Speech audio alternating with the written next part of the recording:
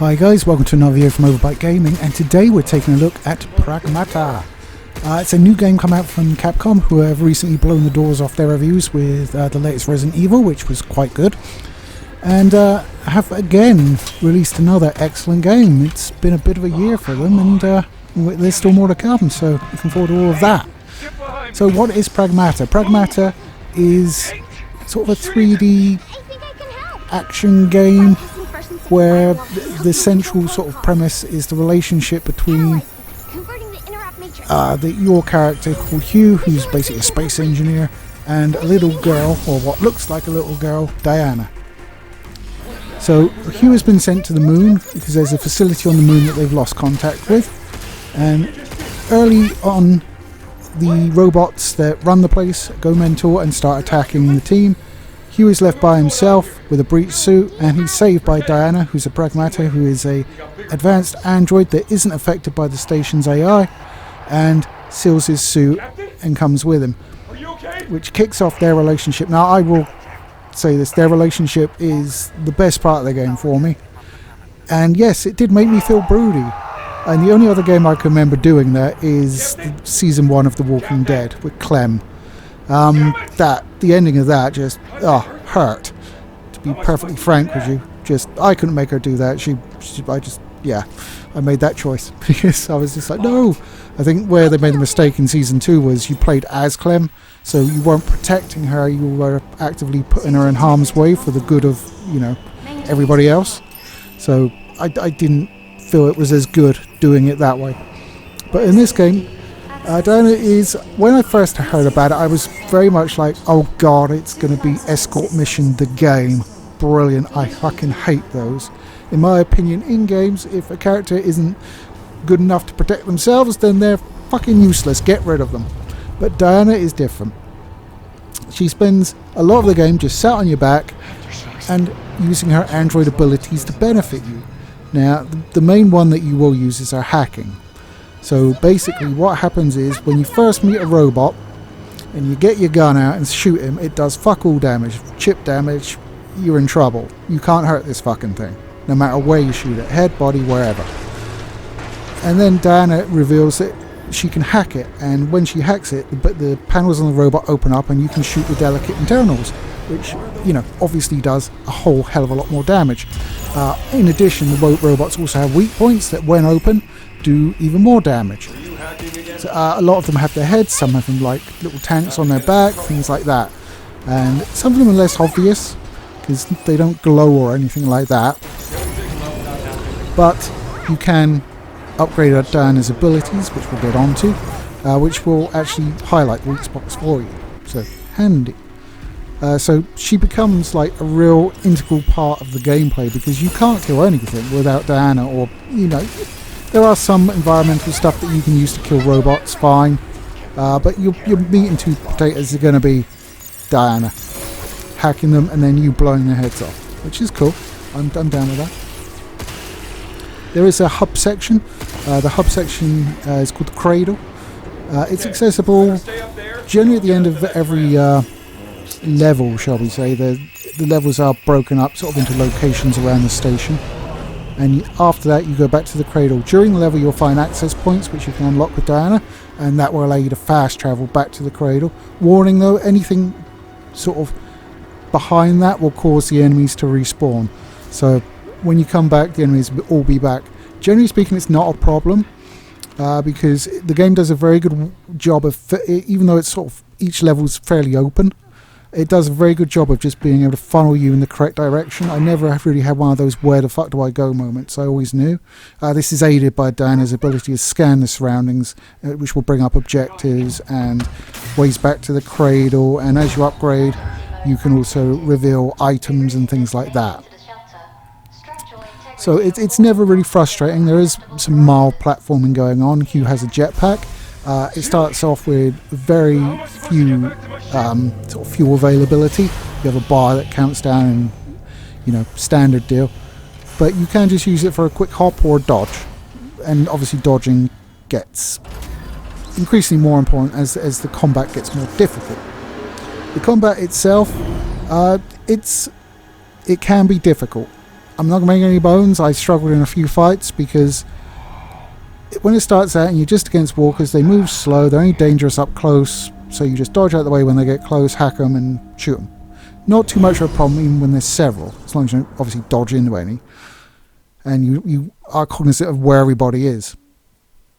But when they start mixing other stuff in, like guys that shoot at you, healing drones that heal the other bots, you really need to start prioritizing and dealing with a lot as you go through. And there are boss fights at a huge scale. Some massive robots will attack you.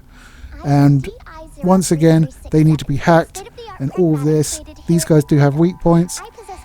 You know, so it does come down, it does have a slightly soulsy feel to it, especially those ones, but I don't think it's as hard as those games, although it is difficult at points.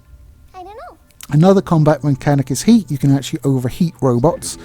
Certain weapons will do heat damage, and it will fill up a heat bar, and when it hits the top, the robot will shut down for a little while, which gives you the opportunity to get in close and using right trigger, deliver a really damaging strike to them. So it's really useful, and you can actually point into that in upgrades, so weapons do more heat damage, which is nice. Well, there's other ways of causing heat as well. So the hacking mechanic itself is nicely implemented. You hold right trigger, which aims your gun, and when you're aiming at an enemy, it will bring up a hacking grid if they're in range, and you use the face buttons to navigate the hacking grid, sort of up, down, left, right sort of thing. And your objective is to get to the green one, which will hack him and open up. On the way to the green one, there are other nodes you can go through. Some will cause more damage while he's open. Some will increase heat. And you will pick up mods for Diana, and these appear in the hacking grid. So there's ones where it will actually, when you complete the hack, it will actually share it with enemies around it. There's ones for doing more damage, ones to build up heat. And once they've been hacked once, when the cooldown resets, if they're still open, you can engage Diana again and just do flat out damage to them, or cause more additional heat if you've got that upgrade. So there's layers to the combat, which works really well. And you throw in the weapons, so you start off with like one grip gun, which has unlimited ammo, but it does take time to recharge after you've depleted it. So it's got 6 shots in it by default at the start. And when you're out of 6 shots, you have to wait, and he basically reloads it every time one becomes available. You can shoot again and then keep moving, or you can just wait until it fills up entirely. That's your main weapon. You do get to replace that with other forms of weapons which all regenerate their ammo. Your main weapon will always give you ammo back over a certain amount of time, which, you know, is nice to always be able to. It's not like you'll ever be in a position where you can't fight back. You always have an option, even if it's not the best one. Outside of that, you have 3 other weapon slots which do different things. You have an attack one, a utility one, and a defense one. So the attack one, you get stuff like a shotgun early on. Once you're out of ammo on that, though, you just toss it until you pick up a new one. Same goes for the other 2 weapon types. So you have, I think it's I can't remember what they actually call the other 2, but I think it's defense and utility. So the defense ones, you put up things like a stasis net, which is a big circular blob which obviously doesn't allow anything to move inside it, so you can get around the back of enemies that have weak spots on their back, things like that, or it just gives you enough time to hack, so you can like whittle down the enemies and you're not there getting attacked by other robots while you're busy trying to like open up one so you can start whittling numbers down. And things like sticky bombs. Sticky bombs will obviously adhere to the bad guys and cause damage, but they also have the benefit of decreasing the size of the hacking grid for Diana, so you can hack it more quickly and get to those all important nodes more quickly. And the other one's utility ones, so you get stuff like a decoy launcher, which creates a obvious decoy of you in the middle wherever you aim it, and the robots will attack that, giving you ample opportunity to hack, attack, get weak points, all that good stuff. So it's really well done. Now when you go back to the cradle, you open up the cradle by getting keys off of bosses, and it will upgrade the cradle and give you more machines to play with, essentially. There's one, you get enhancement cubes that you find throughout the game. You can either use that to upgrade your suit for more health, upgrade your weapon for more stats, and upgrade Diana to increase her hacking ability. You will also pick up Luminum, I think it's called Luminoid. something like that. It's basically stuff they use for 3D printing everything, because the facility is like a big 3D printing facility where they print robots and trees and shit like that. And for that you can spend it on unlocking other stuff. So if you find something in game, that's cool, but you won't have permanent access to it, whereas you can unlock it and actually upgrade it so the weapon's better. And that will also become available at the cradle, so if you don't have any weapons when you come back, you have the option to take it with you when you go back out again, which is obviously helpful. The same there for the hacking nodes, so you can pick them up in-game. You can also upgrade them at the cradle, and also, you know, unlock them so you can take them with you, which is very helpful, especially when you're doing ones involving multiple robots, so you want the one that opens up multiple robots at one time. So very cool. There's another board as well, so you open up a little robot called Cabin, and he opens up basically what's a bingo board, and as you go through you will find Cabin coins and use that to open up a section score on the bingo board. Most of these sections are locked and you can't see what's in them. A few are highlighted and it will tell you what's in them. And there's stuff like supplies for upgrading, there's outfits for both yourself and Diana, and files on robots and secret files which gives you more information about what happened in the facility and what's going on. So it's actually really good fun unlocking them, and it will give you bonus awards for bingo where you get like a line, or if you get 3 bingos, so 3 lines, it'll give you an award for that. And if you manage to clear the entire board, it'll give you a big reward. And there are multiple boards that you open up. These are done by unlocking the fast travel sections in the various areas. So if you miss one, there'll be a red section on the board that you can't unlock until you go back and unlock it. Going back is required in some for completion. For full completion, obviously not completing the game, but for full completion you will not go back to areas you previously visited because you wouldn't have the skills to access certain things. Diana picks up a skill where she can clear sort of 3D resin that shouldn't be there, sort of just misprints essentially, and she gets a skill where she can clear those. So previously where you were blocked from going in some rooms, you can now get into them, for instance, which, you know, in the area level there's a bingo board area behind one of those things. So going back is recommended if you're a completionist or just want to like get a bit of extra resource to deal with a particularly tough section. Let's go find it. Graphically, it looks great. It's running on the RE engine, which is a great engine and one I've never had a real problem with. It's got all the bells and whistles on. I've got DLSS on quality here, but it runs, I mean, it does occasionally dip below 50, but it's high 40s and recovers quickly, and it's really only in minor instances. It even seems to do quite well with the boss battles, where they're such huge opponents you would expect it to struggle, but it seems to do quite well. Normally it's above 60 or close to. So I don't have any real issues about the complaint, and the game looks great as well. So there's that.